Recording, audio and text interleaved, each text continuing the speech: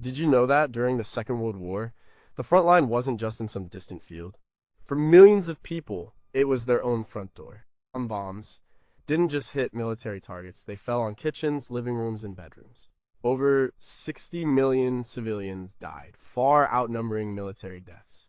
The war wasn't just fought by soldiers in uniform, it was fought by regular people teachers, shopkeepers, farmers, and mothers. They were told it was a people's war. But what did that actually mean? It meant they had to defend themselves, they had to defend their homes, their streets, and their families with whatever they had. And what they had wasn't much. So they got clever, incredibly clever. How do you stop a tank when all you have are glass bottles? How do you hide a family in a house that's being watched day and night? How do you fight an army of invaders from your own attic? These weren't theoretical questions, they were matters of life and death, solved with courage and ingenuity in the face of total war. Number 19. Could total darkness really save a city? Imagine your world without light. Not just your room, but your entire street, your entire city. During the war, this wasn't imagination. It was a mandatory defense tactic. The idea was brutally simple. If bomber pilots flying high above at night couldn't see the glittering grid of a city, they couldn't aim their bombs accurately. So, entire nations went dark. This was the blackout. It was the first, most basic way civilians turned their homes into small fortresses. It meant covering every single window, skylight, and crack that might leak light. People used thick, heavy curtains, often made of black cotton fabric. Some used blankets or tacked up pieces of cardboard. If you couldn't afford proper materials, you could paint your windows black. The rules were strict. A single chink of light could act as a beacon for an enemy aircraft. Patrolling the streets were air raid precaution ARP wardens. These were local volunteers, often men too old for military service. They walked their beats in the pitch black, their helmets and gas mask bags, their only uniform. And they were famous for their sharp cry, put that light out. The British government, for example, took this so seriously that the blackout regulations came into force on September 1st, 1939, even before the declaration of war. Fines were issued for violations, but the real enforcement was social pressure. Your neighbors knew that your light could guide a bomb to their house just as easily as yours. It was a collective responsibility, a shared defense woven from fabric and fear. The Ministry of Home Security published endless pamphlets and posters with instructions. Cater for the blackout in your new home, one urged. Another showed a sinister, shadowy bomber looming over a house with a lit window, a stark warning. But this clever defense had a dark side. The darkness that hid cities from bombers also hid dangers on the ground. Crime rates, particularly muggings and theft, went up in some areas. But the biggest killer was traffic. In the first year of the blackout in Britain, road deaths nearly doubled. Over 1,130 people were killed in road accidents in just December 1939. People would fall off docks, trip on curbs, or walk straight into the path of a car with masked headlights that cast only a tiny sliver of light. To combat this, people started wearing white armbands or pinning white paper to their coats to be more visible. The government even encouraged women to wear lighter colored stockings. It was a strange new world of navigating familiar streets by memory and touch. The darkness saved many from bombs, but it claimed thousands of lives in other more mundane ways. It was a constant, oppressive reminder of the war, turning every night into a rehearsal for an air raid. We know how many people were fined for blackout offenses. We have the statistics on road fatalities. But what don't we know? How many lives were lost not to bombs or cars, but to the sheer psychological stress of living in constant enforced darkness for nearly 6 years? Did the act of turning your home into a dark, sealed box create a new kind of trauma we still don't understand? And how many unreported acts of defiance against the blackout were there, small flickers of light in the darkness, and what do they tell us about the true state of civilian morale? Number 18, what if your garden became a fortress? When you think of a bomb shelter, you probably picture a concrete bunker deep underground. But for millions of families, their shelter wasn't some massive structure. It was a small, curved piece of corrugated steel buried in their own backyard. This was the Anderson shelter. And it was one of the most widespread and personal forms of home defense. It brought the reality of the war right to the edge of the vegetable patch. The idea came from Sir John Anderson, the Lord Privy Seal, in charge of air raid preparations in Britain in 1938. He needed a solution that was cheap, easy to produce, and could be assembled by ordinary people. The design, created by the engineer William Patterson, was brilliant in its simplicity. It was a set of 6 curved steel panels, bolted together at the top, with steel plates at either end. It was designed to be half buried in the ground, with soil piled on top and along the sides. This earth covering was key. It absorbed the shockwave and heat from a bomb blast and could stop flying shrapnel. The shelters were given out free to families earning less than £5 a week. Those with higher incomes could buy one for £7. By the time the heavy bombing began in 1940, around 2.3 million Anderson shelters had been installed in British gardens. They became a part of the landscape. People tried to make them more homely. They grew flowers or vegetables like marrows on the roof to help camouflage them. Inside, families would install benches, beds, and even small stoves. The Anderson shelter became a second home, a place of refuge during the terrifying air raids. Accounts from the time, collected by organizations like the Mass Observation Archive, are filled with stories of families spending night after night huddled together in the damp, cramped space, listening to the drone of bombers and the crump of explosions overhead. Did they work? The evidence says yes. A government report from 1940 analyzed the results of bomb hits near Anderson shelters. It concluded that the shelters offered a high level of protection. In one survey of 150 homes that had suffered direct hits or very near misses, it was found that out of 450 people who had taken cover in their Anderson shelters, only 27 had been killed. That's a survival rate of 94%. Many more would have died without them. They were not perfect, of course. They were cold, damp, and prone to flooding. But they were there. There's something a family could do, a tangible way to protect themselves. Building your Anderson shelter was an act of defiance. It was a way of saying, you can bomb our cities, but we will protect our families in our own backyards. The numbers tell a story of success, but what stories are lost? We have the official reports, but how many undocumented cases were there of shelters collapsing or failing, stories that didn't fit the positive narrative? How did the nightly ritual of retreating to a cold metal box in the garden affect family dynamics and the mental health of children? And could the simple act of digging and building the shelter yourself have been a form of psychological defense, giving people a sense of control in a world that was spiraling out of control? Number 17, could you hide from a bomb under your own dining table? Not everyone had a garden. For the millions of people living in terraced houses or city apartments, the Anderson shelter was not an option. Digging a hole in your yard is impossible if you don't have one. This was a serious problem. The government needed a way to protect these families, people who were often in the most densely populated and therefore most dangerous parts of the cities. The solution had to be for the indoors. The answer was a steel cage. It was called the Morrison shelter, named after Herbert Morrison, the Minister of Home Security, who introduced it in 1941. It was essentially a heavy-duty steel table with wire mesh sides. The official name was the Table Morrison Indoor Shelter. It was designed by the engineer John Baker, who based his work on studies of what happened to people inside bombed-out houses. He found that many victims were killed or injured not by the blast itself, but by being crushed under the weight of a collapsing upper floor or roof. The Morrison shelter was designed to withstand this. It was a personal safety cage that you could put in your living room. The shelter arrived as a kit of parts that could be assembled at home. It was about 6 feet 6 inches long, 4 feet wide, and 2 feet 9 inches high. During the day, it could be used as a dining table. At night, the family would sleep inside it on mattresses laid on the floor. It was cramped, certainly, but it was a fortress within your own home. By the end of 1941, 500,000 Morrison shelters had been distributed, with another 100,000 being built in 1943 to prepare for the new threat of German V-1 flying bombs. Like the Anderson shelter, they were given free to lower-income families. The effectiveness of the Morrison shelter was remarkable. Professor John Baker's research later confirmed their life-saving potential. One famous photograph from the time shows a house completely destroyed by a bomb. The entire building has collapsed into a pile of rubble, but in the middle of the wreckage, a Morrison shelter stands intact. The family inside survived. Official reports compiled after raids provided statistics. One report on 44 heavily damaged houses found that of the 136 people inside, 97 had been in Morrison shelters. Of those 97, only 3 had been killed. Of the 39 people not in shelters, 17 were killed. The numbers speak for themselves. This simple steel box was incredibly effective, but living with a steel cage in your main room changed the very nature of home. The heart of the home, the family table, was now also a tomb-like refuge. We know the statistics on survival.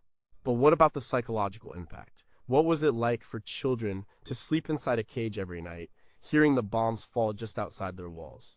Did the constant, visible presence of the shelter increase or decrease the daily sense of fear? And how many near misses and miraculous survivals involving these shelters went unrecorded, their stories only ever told between neighbors over a cup of tea in the morning after a raid? Number 16, can a simple roll of tape defeat a bomb? A bomb's danger doesn't just come from its direct impact. The blast wave is what does much of the damage. An explosion creates a powerful shockwave of compressed air that travels outwards at supersonic speeds. When this wave hits a building, it can shatter windows for hundreds of yards around. This flying glass becomes a spray of deadly daggers. A simple window can be turned into 1,000 lethal projectiles. During the war, people quickly learned that one of the biggest dangers inside a house during an air raid was the glass from their own windows. So civilians came up with a simple low-tech defense. They taped their windows. Using strips of sticky paper tape or even fabric tape, they would create a crisscross or diamond pattern across the glass panes. The idea wasn't to stop the window from breaking. A nearby bomb blast would shatter it regardless. The purpose of the tape was to hold the broken pieces together. Instead of exploding inwards as a cloud of sharp shards, the taped glass would hopefully crack and fall in larger, less dangerous pieces, or even be blown out in one sheet. This was a widespread practice. Government advice, circulated in pamphlets and newspapers, actively encouraged it. The Ministry of Home Security produced detailed guides on the best patterns to use. A lattice pattern was considered most effective. It was a small, practical task that anyone could do. It gave people a sense of agency, a feeling that they were actively fortifying their homes. In photos from the Blitz, you can see street after street of houses with their windows taped up. It became a visual symbol of civilian resilience and preparation. Alongside taping, sandbagging was another common method of home fortification. People would fill sacks with sand or even just soil and stack them against the outside of their houses, especially around ground floor windows and doors. Sand is incredibly effective at absorbing the energy of an explosion and stopping shrapnel. A wall of sandbags could turn a fragile brick wall into a much more robust barrier. Public buildings, shops, and important sites were heavily sandbagged, but so were ordinary homes. People would build sandbag walls around their front doors or basement windows, creating small localized bunkers. It was heavy, dirty work, but it was another tangible way for civilians to take an active role in their own defense. According to the UK's National Archives, millions of sandbags were distributed for this very purpose. But did taping windows actually work? The post-war consensus among many experts, including those from the UK's Building Research Station, who studied bomb damage extensively, was that it was largely ineffective against a significant blast. The force was often simply too great. The tape might have held some smaller pieces together, but it was no match for a powerful explosion. Some even argued it could be more dangerous, creating larger, heavier projectiles of taped-together glass. Despite this, the psychological benefit was immense. The act of taping the windows was a ritual, a way of preparing for the night's raids. It was doing something rather than just passively waiting for the bombs to fall. This raises some unsettling questions. How much of the government-promoted advice was based on genuine scientific evidence, and how much was simply about maintaining public morale? Did officials know that some of these measures, like taping windows, were of limited practical use, but promoted them anyway? And how many people were injured or killed by the very measures they thought were protecting them, struck by a large piece of, taped glass that might otherwise have shattered into smaller, less harmful fragments? Number 15, how do you hide a house in plain sight? The enemy looks down from the sky. They see a map of streets, buildings, and landmarks. They use this map to find their targets. So what if you could change the map? What if you could make a factory look like a field or a row of houses look like a lake? This was the strange art of camouflage, and it wasn't just for tanks and ships. Like during the war, civilians and authorities went to extraordinary lengths to camouflage their homes and communities, trying to make the real world disappear from the eyes of the bomber crews. This went far beyond just painting a roof green or brown. It was a massive, coordinated effort involving artists, designers, and engineers. In Britain, a camouflage directorate was established, employing artists like Julian Trevelyan and Roland Penrose. They understood that the goal wasn't to make things invisible, but to confuse and deceive. A bomber pilot has only a few seconds to identify a target. The goal of camouflage was to disrupt patterns, break up familiar shapes, and make that identification impossible. For individual homeowners, this could be as simple as painting their roofs with dull, earthy colors to blend in with the surrounding countryside. Government advice suggested using patterns to break up the telltale rectangular shape of a house. Some people took it further, using netting garnished with fake leaves and branches to cover their homes, especially in rural areas near potential targets like airfields or factories. The idea was to make the man-made environment merge back into the natural one. On a larger scale, the efforts were astonishing. Entire factories were hidden under gigantic camouflage schemes. The Boeing plant in Seattle, which produced B-17 bombers, was covered by a massive fake suburb. A 26-acre net was stretched over the factory, and on top of it, a whole neighborhood of fake houses, streets, trees, and cars was built out of plywood and burlap. From the air, the vital war factory simply vanished, replaced by a sleepy residential area. Similar things were done in the UK. Docks were made to look like residential areas. Famous landmarks were disguised. The goal was to create a landscape of illusion. In some cases, they even built fake targets, lighting up empty fields at night to look like a marshalling yard or a factory, hoping to trick bombers into dropping their payloads on nothing. The effectiveness of this large-scale camouflage is still debated by historians. Did it really fool experienced bomber navigators? It certainly made their job harder. A 1941 report from the British Air Ministry suggested that camouflage could significantly increase the number of bombs needed to destroy a target, as it reduced accuracy. But for the civilian on the ground, the sight of their world being disguised was a powerful psychological tool. It was a sign that a clever secret war was being fought on their behalf. It turned the familiar landscape into a part of the defense, a giant puzzle designed to confound the enemy. But this world of illusion raises questions. How much of this effort was a bluff, designed more to boost civilian morale and create a sense of action than to actually fool enemy pilots? We have photos of the grand schemes, but what about the countless smaller individual attempts at camouflage by homeowners? How effective were they, and how many were there? And what was the psychological effect of living in a fake world, where the view from your window was a carefully constructed lie designed to save your life? Number 14.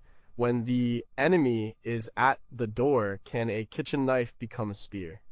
For many civilians, particularly in occupied territories or areas facing imminent invasion, the threat wasn't just from the sky. It was the soldier on the street, the tank at the end of the road. With national armies defeated or in retreat, the defense of the home fell to the people inside it. They had no standard issue weapons, so they made their own. The kitchen, the garden shed, and the garage became small arsenals, producing simple but deadly tools of resistance.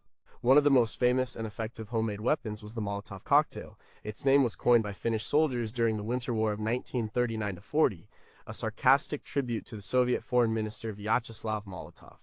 But the weapon itself is ancient in its concept, a flammable liquid in a breakable bottle. It was the perfect civilian weapon. The ingredients were easy to find: a glass bottle from beer, wine, or milk, a flammable liquid like gasoline or paraffin, and a rag for a wick. It was simple to make, easy to hide, and devastatingly effective against vehicles, especially the tanks of the early war period, which had vulnerable air intakes and engine grills. A well-aimed Molotov cocktail could disable a tank or an armored car, or be used to block a street with a wall of fire. In Britain, facing the threat of invasion in 1940, the Home Guard was formed. This was a civilian militia, initially called the Local Defense Volunteers. They were famously short of proper weapons at first, so they trained in the art of improvised warfare. Manuals and pamphlets were produced, teaching people how to make Molotov cocktails, homemade grenades called sticky bombs, a glass sphere filled with nitroglycerin and coated in adhesive, and simple pikes.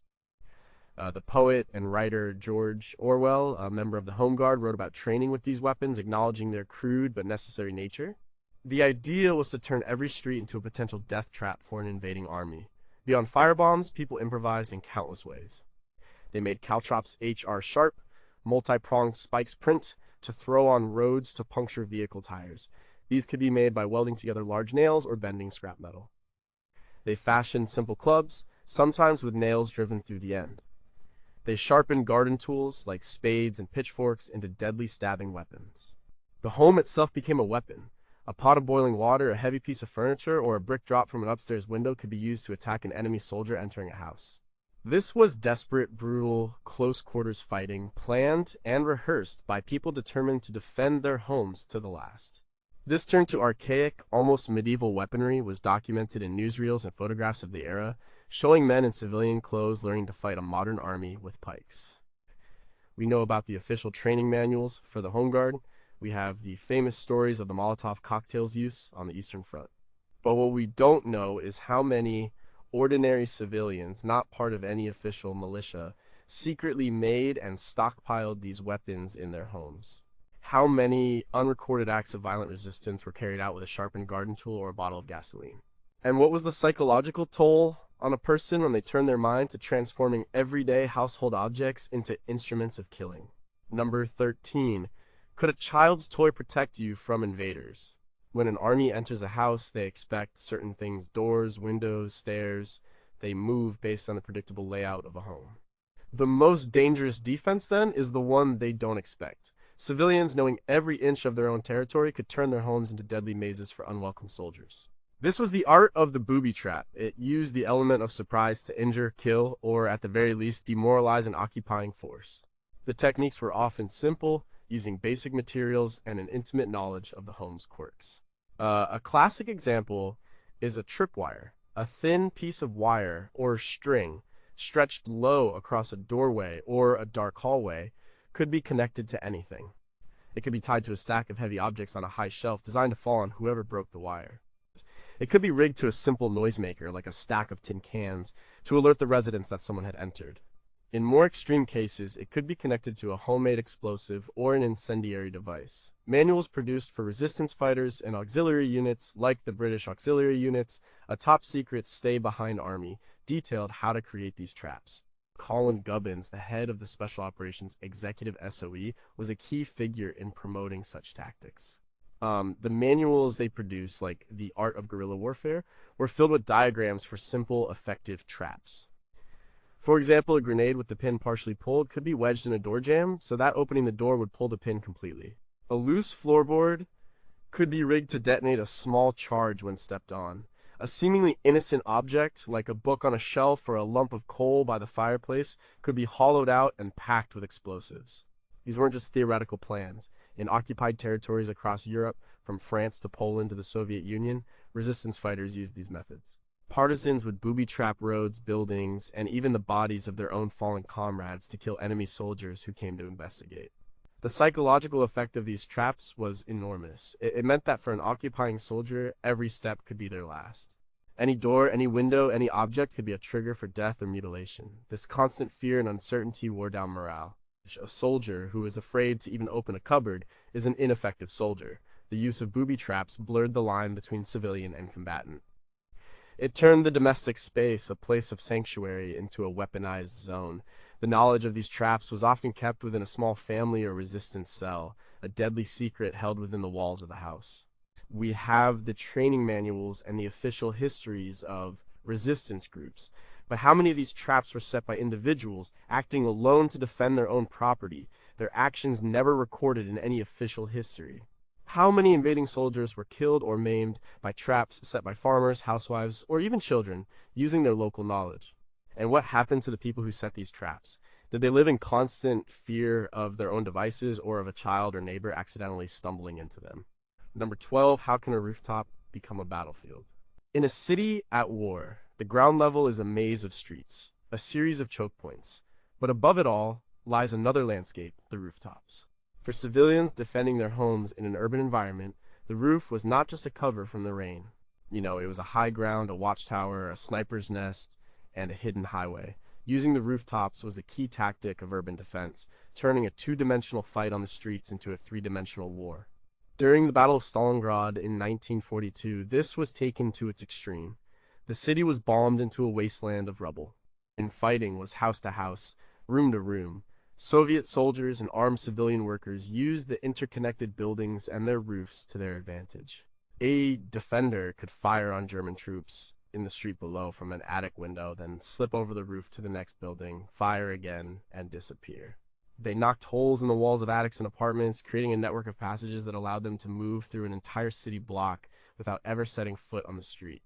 The German army, trained for open warfare, found themselves in a rut war, Rattenkrieg, where the enemy could appear from anywhere from the sewers below or the rooftops above. This wasn't unique to Stalingrad. In the Warsaw Uprising of 1944, the Polish Home Army, made up of civilian resistance fighters, used the rooftops extensively. They established sniper positions and machine gun nests in attics, giving them a commanding view of the streets. They used the roofs to move troops and supplies, avoiding German patrols. For the people living in these buildings, their homes became active military positions. An ordinary family might find their attic commandeered by a sniper team, their living space now part of the front line. Even in places that didn't see street-to-street fighting, rooftops were vital for defense. In London during the Blitz, fire watchers were stationed on the roofs of tall buildings. These were volunteers, often employees of the businesses below or residents of apartment blocks. Their job was to watch for the small incendiary bombs that were dropped in their thousands. These small bombs could easily start a raging fire if left unattended.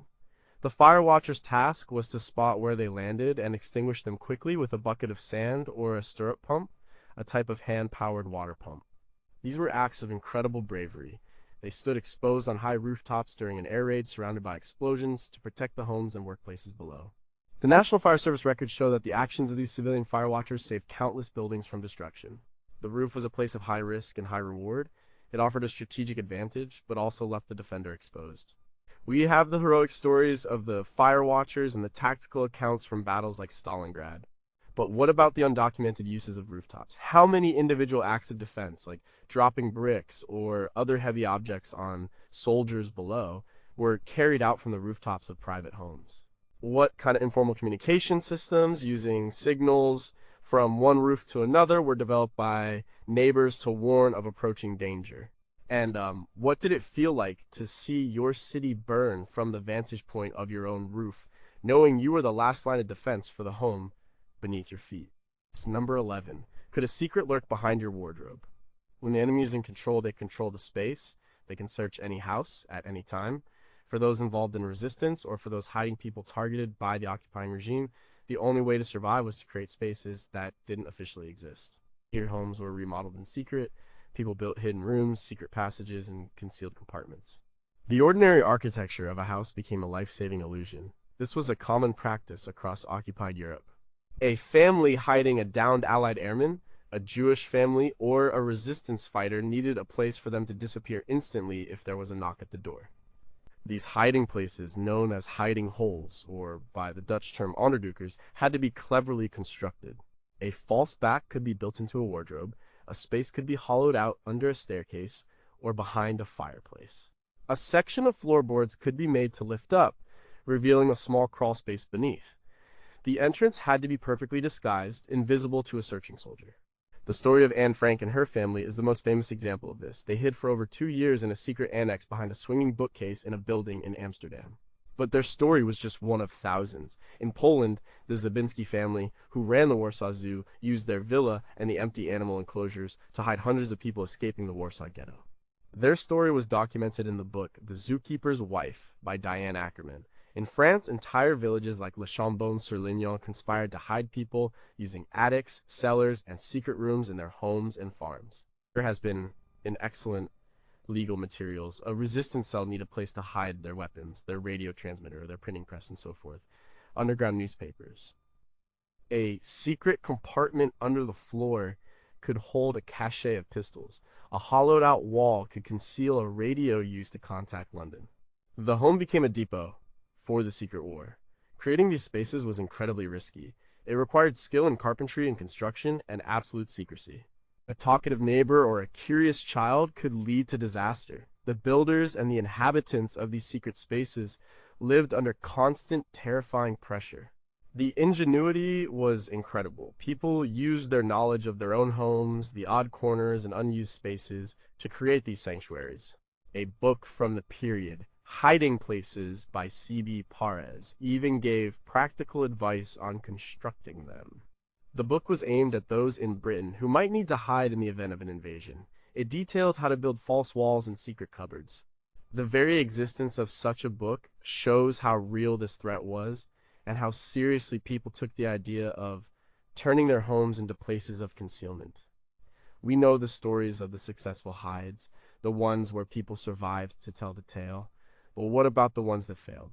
How many secret rooms were discovered, and what happened to the people found inside and the families who hid them?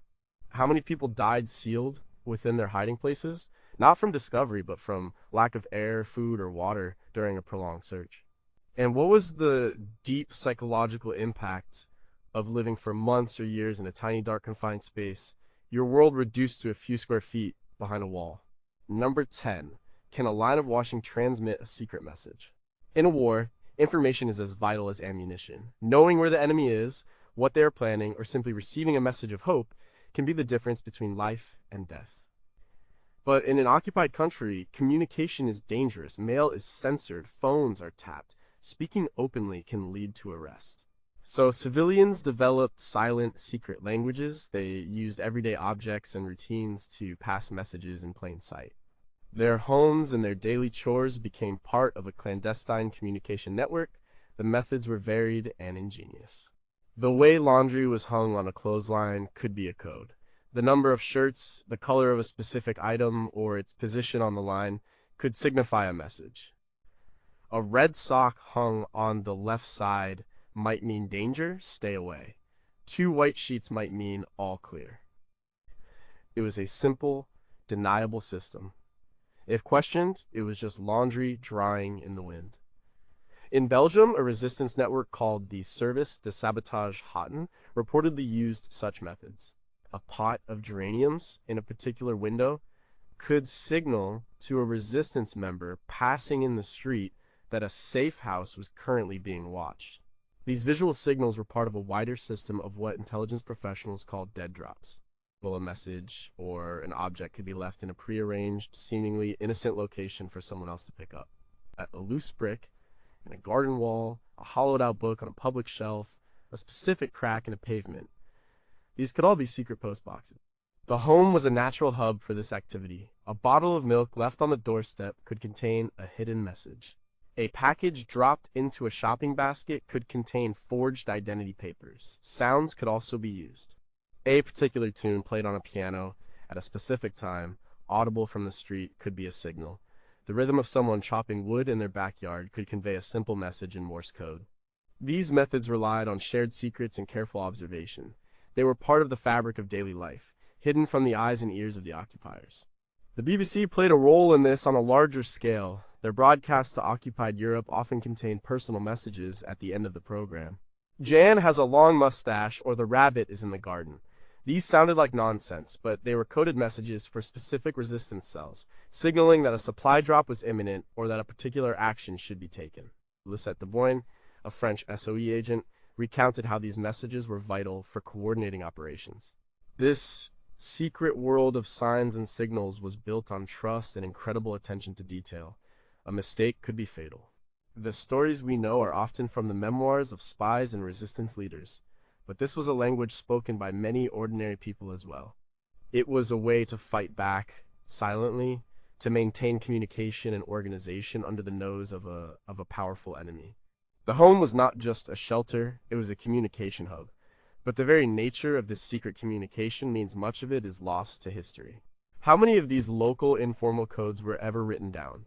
How many life-saving messages were passed by the arrangement of flowers in a vase or the position of a window curtain, their meanings known only to a handful of people and now forgotten? How many people were caught and executed because their signal was misunderstood or intercepted? And did the constant need to see hidden meaning in everyday objects create a world of paranoia for those involved, where a simple coincidence could be mistaken for a deadly warning? Number 9, what if the most powerful weapon was a rumor? War is not just fought with bullets and bombs, it is also a battle for the mind. Propaganda, information, and morale are crucial. Civilians, with no access to weapons, could still fight back by participating in this information war. They could spread an idea, and one of the most powerful ways to disrupt an occupying force was to spread misinformation and rumors. This was a form of psychological warfare waged from living rooms and marketplaces. The goal of a rumor campaign was to create confusion, fear, and distrust among enemy soldiers. A rumor could be started that a particular unit was about to be transferred to the brutal Eastern Front. This would damage morale. A rumor could be spread that the food supply for the occupying troops was contaminated, causing them to question their own logistics. In occupied Denmark, for example, the Danish resistance became masters of this. They would spread rumors that encouraged Danes not to cooperate with the authorities or that exaggerated German losses on other fronts. The book The Art of the Impossible to Bang, Jensen Case in Perspective, touches on the complex world of Danish intelligence and counterintelligence during this period. Starting a rumor was a careful art. It had to be believable. It often started with a small grain of truth and was then twisted or exaggerated. A civilian might strike up a casual conversation with a lonely off-duty soldier in a bar. They might mention something they overheard from a supposedly reliable source. The soldier, eager for news or gossip, might then repeat this to his comrades, and so the rumor would spread through the barracks like a virus. British intelligence, specifically the Political Warfare Executive PWE, actively developed and spread SIBS, a term for whispering campaigns across occupied Europe. They would drop leaflets with false information or use radio broadcasts to plant seeds of doubt. But this wasn't just a top-down strategy directed by spy agencies. It was a grassroots activity. Jokes and satirical stories mocking the enemy leaders were a common form of resistance. In France, jokes about the incompetence of the occupiers were widespread. In the Netherlands, people subtly defied the regime by wearing a white carnation, a symbol of support for the exiled royal family. These small acts created a sense of shared identity and secret defiance. They were a way of saying, "We are not beaten." The historian Olivier Wieve-Yorca, in his work The French Resistance, highlights how this war of the mind was a crucial component of the overall resistance effort. Spreading misinformation was a way for the powerless to exert a strange kind of power. It cost nothing. It required no special equipment. It only needed a bit of nerve and a plausible story. It could slow down enemy operations by forcing them to investigate false threats. It could cause them to waste resources, and most importantly, it could create an atmosphere of uncertainty and paranoia, making the occupying soldiers feel like they were surrounded by an enemy they could not see. It turned the entire civilian population into a potential source of psychological sabotage. But this is a difficult area for historians to study. How can you measure the real impact of a rumor? We know about the official propaganda and the leaflets, but what about the millions of whispers and jokes that were passed from person to person? How many of these grassroots rumors were truly spontaneous, and how many were cleverly started by organized resistance cells? And what was the danger for the civilian who was caught spreading a subversive rumor? Could a joke told in the wrong company lead to a prison sentence or worse? Number 8. Could a packet of seeds defeat a blockade? A siege is a slow, brutal form of warfare. It aims to starve a city or a nation into submission. During the war, naval blockades and the disruption of agriculture meant that food was scarce for millions of civilians. A hungry population is a weak population with low morale and little energy to resist. So, for many, the defense of their home had to start with the defense against hunger. And the weapon they used was a spade. The battle was fought in backyards, on balconies, and in public parks. This was the era of the victory garden. The idea was simple: use any available patch of land to grow food. This would supplement the meager official rations and reduce the strain on the national food supply, freeing up ships and transport for military purposes. Governments actively promoted the campaign. In the United States, the Department of Agriculture launched the Victory Garden program. In Britain, it was the Dig for Victory campaign, spearheaded by the Minister of Agriculture, Robert Hudson. Propaganda posters were everywhere, with slogans like "Sow the seeds of victory" and "Dig on for victory." The response was incredible. People dug up their pristine lawns and flower beds to plant potatoes and cabbages. Public parks were turned into allotments. The moat of the Tower of London was used to grow vegetables. In the US, it's estimated that by 1944, nearly 20 million victory gardens were producing about 8 million tons of food a year, which was around 40% of all the fresh fruits and vegetables consumed in the country. Eleanor Roosevelt even had a victory garden planted on the White House lawn. This wasn't just about food. It was a powerful act of defiance, and a booster of morale. Tending a garden gave people a sense of purpose and control. It was a constructive act in a world focused on destruction. It connected them to the land and the seasons, a comforting rhythm in a time of chaos. As families worked together and communities shared seeds, tools, and advice, the knowledge of how to grow food, which had been fading in an increasingly urbanized world, was rediscovered. The Ministry of Food in Britain published countless leaflets and ran radio shows like The Kitchen Front to advise people on how to grow and cook with their homegrown produce. They promoted recipes for things like carrot fudge and potato pastry to make the most of the limited ingredients. Food hoarding was another more controversial aspect of this fight against hunger. While officially discouraged and often illegal, many families kept secret stashes of non-perishable goods like tinned meat, sugar, and flour. As a personal insurance policy against future shortages. This created a moral dilemma. Was it a responsible act of protecting your family or a selfish act that harmed the community? Regardless, the instinct to secure a food supply for one's own home was a powerful driver of civilian behavior. The home became a larder, a fortress against starvation. We have the impressive statistics about the tons of food produced by victory gardens. But what was the real nutritional impact on individual families? Did a few extra potatoes and carrots make a significant difference to their health and well-being? How much did the act of gardening itself, the physical work and the mental focus, contribute to people's ability to cope with the stresses of war? And what about the hidden world of the black market, which thrived alongside the official rationing system? How many people relied on illegal, under-the-counter food supplies to survive? And what does that tell us about the limits of the official "we're all in it together" narrative? Number 7. How did a saucepan help shoot down an airplane? Modern warfare requires a colossal amount of resources: steel for ships, aluminum for aircraft, rubber for tires, scrap metal for munitions. When a nation is at war, its factories are working around the clock, but they are always hungry for raw materials. Civilians far from the factories and the battlefields could play a crucial role in feeding this hunger. They did it by turning their homes and communities into sources of salvage. An old pot, a broken fence, or a pile of newspapers became a vital part of the war effort. This was the Great Salvage Drive. Governments launched massive campaigns to encourage people to collect and turn in scrap materials. In Britain, the Ministry of Supply was responsible for organizing these efforts. Lord Beaverbrook, as Minister of Aircraft Production, famously launched a campaign in 1940 called Saucepans for Spitfires. The idea was that the aluminum from old pots and pans could be melted down and used to build fighter planes. The public response was enthusiastic. People donated their kitchenware, and piles of aluminum saucepans, kettles, and other utensils appeared in town squares. The campaign was a huge propaganda success. It connected the domestic world of the kitchen directly to the aerial combat of the Battle of Britain. A housewife giving up her favorite pan felt she was personally contributing to a pilot's survival. The reality, as historians like Angus Calder have pointed out in his book, The People's War, was more complex. Much of the domestic aluminum collected was of the wrong grade and couldn't be easily used in aircraft construction. But the campaign was priceless in terms of morale. It made everyone feel involved. The drives went far beyond saucepans. Scrap metal of all kinds was needed. People were encouraged to donate any old iron or steel. Children would go from house to house with carts collecting scrap.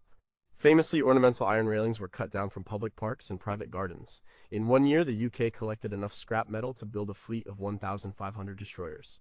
Paper was also vital. It was used for packaging ammunition and other supplies. Every bit of waste paper, cardboard, and newspaper was collected. Bones were collected to be rendered down for their glycerine content, which was used in explosives. Even kitchen scraps, called pig swill, were collected in special bins to be fed to pigs, helping the food supply. This was an act of defense that involved deconstructing the home. A garden lost its fence, a kitchen lost its pans. It was a form of sacrifice, giving up personal property for the collective good. It was organized at a hyper-local level, often by volunteers like the Women's Voluntary Services WVS. They went door to door, collecting the salvage and encouraging participation. The home was no longer just a private space, it was a resource mine for the state at war. We have the official figures for the tons of scrap collected. We know the propaganda was powerful, but what was the true material impact of these civilian salvage drives? How much of the metal collected from railings and saucepans actually made it into a warship or an airplane? Was the whole effort more about keeping civilians busy and focused on the war effort than about the actual resources gathered? And what was the social pressure like? How were families who didn't or couldn't contribute their fair share of scrap viewed by their neighbors in these intense, high-stakes campaigns? Number 6, could you fight a war by listening to the radio? In an occupied country, the first thing the enemy controls is information. They take over the newspapers and the radio stations. The official news becomes a stream of propaganda, full of victories for the occupiers and defeats for the Allies. Truth becomes the most valuable and dangerous commodity. For civilians trapped behind enemy lines, one of the most powerful acts of defiance was simply to listen. To tune a radio dial in secret, often under a blanket to muffle the sound, and listen to forbidden broadcasts from abroad. The British Broadcasting Corporation BBC was a lifeline for millions in occupied Europe. Its European service broadcasts in multiple languages, offering truthful news about the progress of the war, messages of support, and a connection to the outside world. Listening to the BBC was strictly forbidden by the German authorities. The penalties were severe confiscation of the radio, imprisonment, and in some cases, even death. Yet, millions took the risk. A family would gather in secret around their wireless set, the volume turned down low, to hear the familiar chimes of Big Ben that opened the BBC broadcast. It was an act of mental and spiritual resistance. The act of listening was the first step. The second was spreading the news.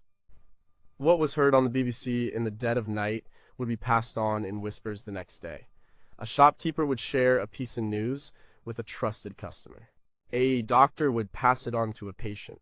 This created an informal underground news network, a human chain of information that countered the official propaganda.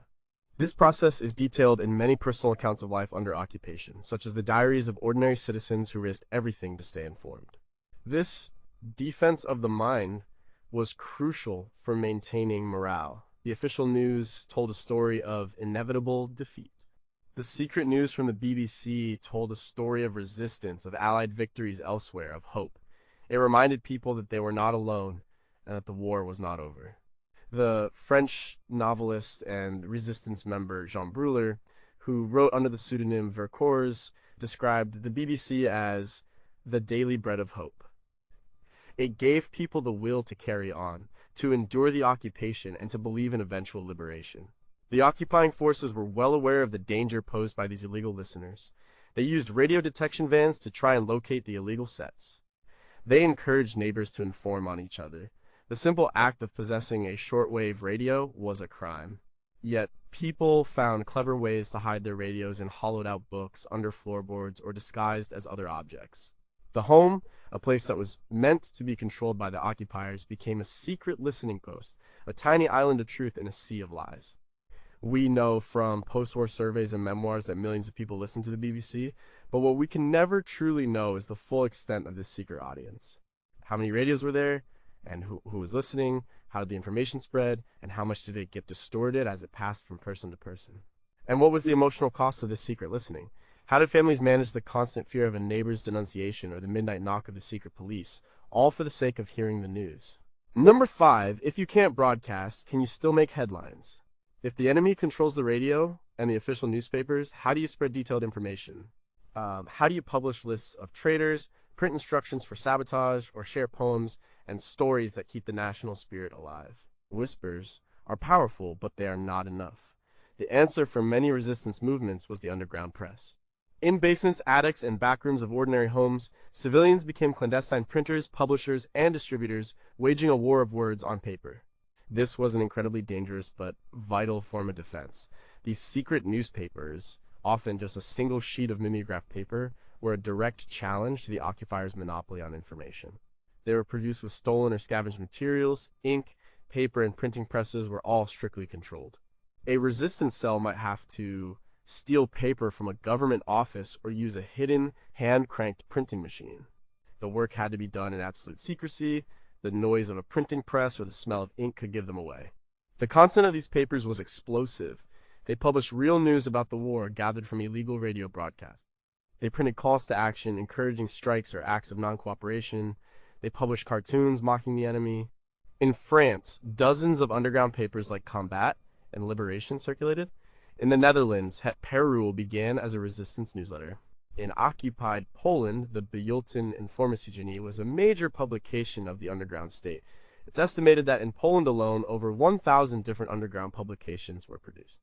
The historian Jan Karski, a courier for the Polish underground, wrote extensively about the importance of these papers in his book, Story of a Secret State. Distributing the newspapers was as dangerous as printing them. They were smuggled in shopping bags, hidden in hollowed-out loaves of bread, or passed from hand to hand. Couriers, often women or even teenagers who were less likely to be searched, would travel by bicycle or tram with stacks of the illegal papers hidden on their person.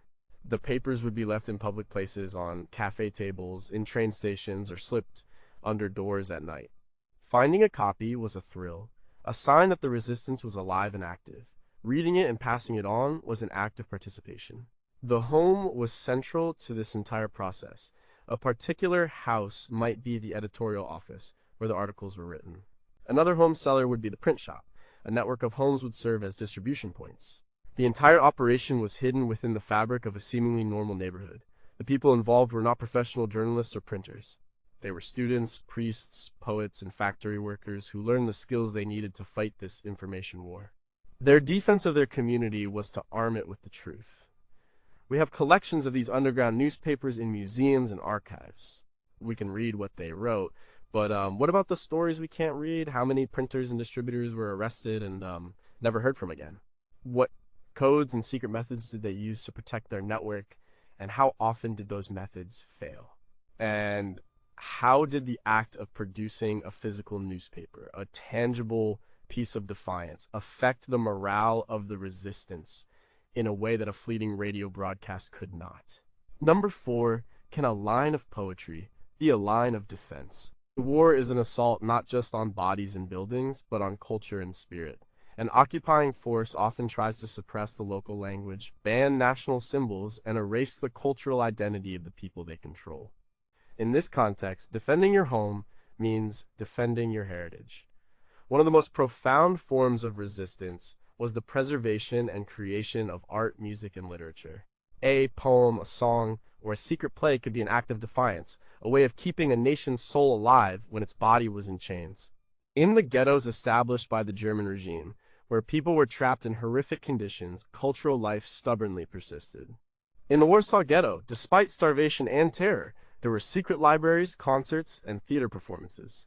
The Shabbos Archive, a collection of documents and diaries secretly buried by a group led by historian Emanuel Ringelblum, documented this cultural resistance. They knew they were likely to be murdered, but they worked tirelessly to ensure that their story, their culture, and their humanity would be preserved for the future. The home, the cramped apartment in the ghetto, became a secret library, a concert hall, a classroom.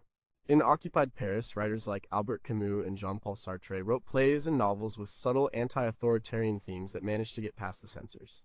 The clandestine publishing house, Les Editions Diminuées, published Vercourse's famous novella Le Silence de la Mer, The Silence of the Sea in 1942, a story about the silent resistance of a French family forced to billet a German officer.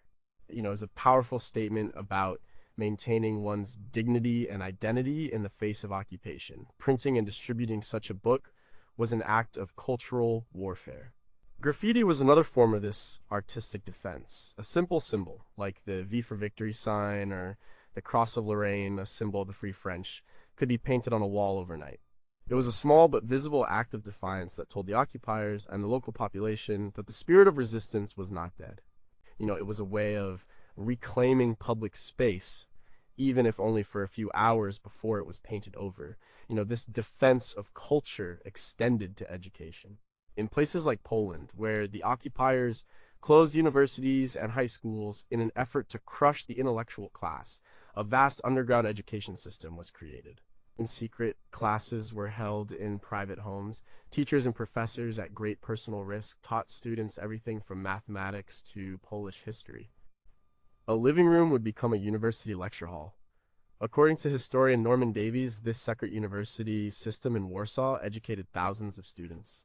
It was a long-term defense, ensuring that even if a generation was lost to war, the nation's knowledge and culture would be passed on to the next. We have some of the artworks, the poems, and the secret school curricula that survived the war, But how much was lost? Forever. How many brilliant manuscripts were destroyed? How many songs were never written down? How many artistic movements were extinguished before they could even begin? What was the psychological effect on an artist or a teacher of having to practice their craft in secret, always in fear of discovery? And can we ever truly measure the impact of a single poem or secret history lesson in sustaining a person's will to survive? Number 3, how do you protect a child in a world on fire? In total war, there are no non-combatants, but children are the most vulnerable. Their homes, schools, and playgrounds became battlefields. Protecting them was one of the most fundamental and difficult challenges for civilians. The defense of the home became, above all, the defense of the next generation. This involved immense, heartbreaking sacrifices and incredible acts of organized compassion. The most dramatic method of protecting children was evacuation. In Britain, on the eve of the war, the government organized a massive evacuation of children from the cities to the countryside, which was considered safer from bombing. In September 1939, Operation Pied Piper moved nearly 1.5 million children, pregnant women, and other vulnerable people in a matter of days. Children with labels tied to their coats were put on trains, not knowing where they were going or who they would be living with.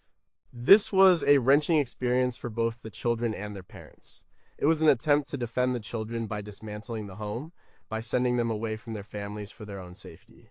The social historian Juliet Gardner's book, The Children's War, provides a detailed account of this vast social experiment. For those who stayed, parents had to find ways to create a sense of normalcy in a terrifying world.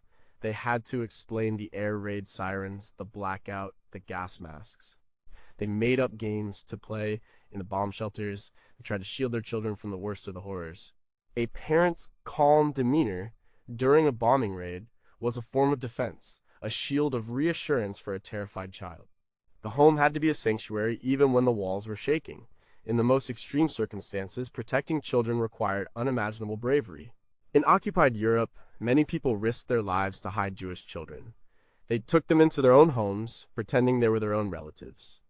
People like Irina Sendler, a Polish social worker, helped smuggle some 2,500 Jewish children out of the Warsaw Ghetto, saving them from the concentration camps. She provided them with false identity documents and placed them in non-Jewish homes, orphanages, and convents. Every home that took in a child became a fortress of compassion, holding out against a murderous regime. The penalty for being caught was death for the entire host family. The defense of children also meant defending their future. Even in the midst of war, efforts were made to continue their education and provide for their welfare. Nurseries were set up for the children of mothers working in war factories. Rationing systems often prioritized milk and other nutrients for children and pregnant women. These were policy decisions, but they were enacted at the level of the home and the community. They represented a collective understanding that the ultimate goal was to ensure that the children would survive to inherit a world at peace. We have the statistics on the evacuation and the heroic stories of rescuers like Irina Sendler. But what was the long-term psychological impact of these experiences on the children? How did the evacuation, the separation from parents, and the exposure to the trauma of war shape the generation that grew up in its shadow? For the children who were hidden, what was the cost of erasing their identity and living in constant fear? And how many thousands of quiet, unrecorded acts of kindness and protection were performed by ordinary people who saw a child in need and simply did what they had to do, their stories lost to history? Number 2, what good is a neighbor when the bombs are falling? An individual home is vulnerable. A neighborhood working together is a much tougher nut to crack. During the war, the concept of neighborliness was transformed from a social pleasantry into a critical defense mechanism. The street became the unit of survival. Formal organizations and informal networks of mutual support created a web of resilience that protected homes and saved lives. The most visible form of this was the Civil Defense Organization. In Britain, the Air Raid Precautions ARP service was a massive civilian volunteer force. It included air raid wardens who enforced the blackout and guided people to shelters. It included auxiliary fire services, rescue squads who dug for survivors and bombed out buildings, and first aid parties. These were ordinary people, shopkeepers, clerks, librarians who, after their day jobs, put on a helmet and served their community. By 1940, over 1.5 million people were serving in the ARP. Their headquarters was often a local home or public building, and their beat was their own neighborhood. They knew the streets and they knew the people. These formal structures were supported by countless informal acts of cooperation. When a house was hit, neighbors were always the first on the scene, long before the official rescue squads arrived. They would dig through the rubble with their bare hands, trying to reach the people trapped inside. If a family was bombed out, losing everything, neighbors would take them in, offering a bed, a cup of tea, and clothes. This mutual support was essential. The government set up rest centers for the homeless, but the first line of support was the house next door. The Mass Observation Archive contains thousands of diary entries from the period that testify to this intense, localized solidarity in the face of disaster. This community defense was also about sharing resources. People shared food from their victory gardens. They shared information from the radio. They took turns on fire watching duties on the rooftops of their apartment blocks. In apartment buildings, residents would organize their own shelter systems in the basement, pooling their resources to make it as safe and comfortable as possible. The home was not an isolated island. It was part of an ecosystem of mutual defense. This spirit of community could also be a form of resistance. In occupied countries, a neighborhood that was united and trusted each other could be a powerful tool for the resistance. They could collectively engage in acts of non-cooperation. They could hide fugitives, knowing their neighbors would not betray them. The Danish resistance, for example, was famously successful in helping the vast majority of Denmark's Jewish population escape to Sweden in 1943. This was only possible because of a nationwide conspiracy of silence and cooperation, from fishermen who provided boats to ordinary families who provided shelter along the way. The community itself became the defense. We have the official histories of the civil defense services and the dramatic stories of rescue. But what about the smaller, everyday acts of mutual support that were the foundation of this resilience? How many lives were saved not by official rescue squads, but by the quick actions of a neighbor? How did the shared experience of the bombing raids forge new community bonds, and what happened to those bonds when the war was over? And were there instances where this closeness broke down, where fear and suspicion turned neighbors against each other? And what do those stories tell us about the limits of community solidarity under extreme pressure? Number one, can the strongest wall be in your mind? You can reinforce a cellar, you can tape a window, you can build a shelter, but the final and most important defense of the home was not physical. It was psychological. It was the will to endure, the refusal to be broken by fear, chaos, and loss. This was the defense of the mind, the inner resilience that allowed people to get up in the morning after a night of bombing, sweep up the broken glass, and carry on with their lives. Without this, all other defenses were meaningless. This mental fortitude was cultivated in many ways. For some, it was about maintaining routines. The simple, ordinary acts of making breakfast, going to work, and putting the children to bed became acts of defiance. They were a way of asserting that normal life would continue, despite the enemy's best efforts to destroy it.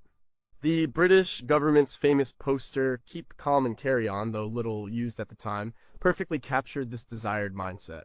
The real slogan of the day was "business as usual," a message shopkeepers would often write on their boarded-up windows after a raid. Well, humor was another powerful weapon.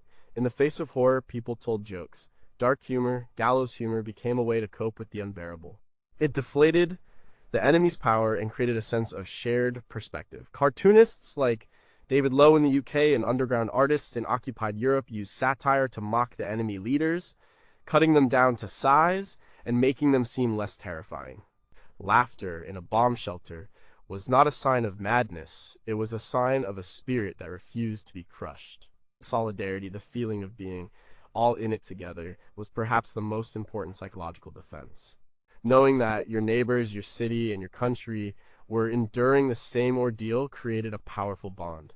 This was actively promoted by government propaganda, but was also a genuine grassroots feeling.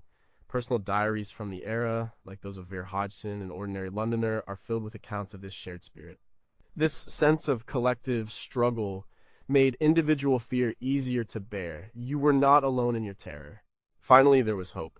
The belief that the war would eventually end and that victory was possible was the fuel that kept the engine of resilience running. This hope was fed by illegal radio broadcasts, by small victories, by the simple fact of surviving another day. For people in occupied countries, it was the hope of liberation. For those under bombardment, it was the hope of a peaceful night's sleep. This hope was not a passive emotion, it was an active choice, a decision to believe in a future beyond the current nightmare. It was the ultimate defense of the human spirit and therefore of the home that spirit inhabited. We can see the evidence of this resilience in the fact that civilian morale, for the most part, did not collapse under the immense pressure of total war. But the concept of morale is notoriously difficult for historians to measure. How close did civilian populations actually come to a breaking point? Were there moments of widespread despair and panic that have been written out of the heroic national narratives? And what was the hidden long-term cost of this incredible psychological endurance? How many people suffered from what we would now call PTSD, living with the invisible wounds of war for the rest of their lives, long after the physical walls of their homes had been rebuilt?